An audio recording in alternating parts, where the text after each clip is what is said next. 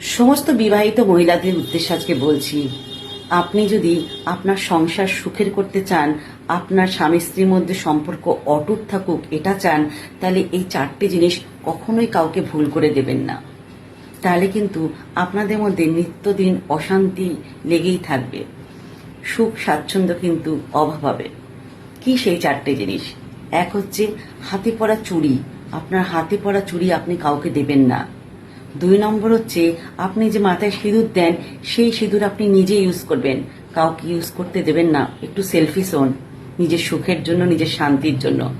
তৃতীয়ত হচ্ছে আপনি পায়ে যেটা নূপুর পরেন বা বিছে পরেন, যেটাই বলে, সেটা কাউকে দেবেন না। আর 4 নম্বর হচ্ছে কপালের টিপ। আপনার কপালে পরা টিপ কাউকে দেবেন না। এতে কিন্তু স্বামী স্ত্রীর মধ্যে অশান্তি বিবাদ লেগে থাকে। এই চারটি জিনিস কিন্তু একটু সেলফিশ হন, দেওয়া বন্ধ করে দিন। কি আছে? সুখটাই তো আসল, নিজের শান্তিটাই তো আসল, বলুন।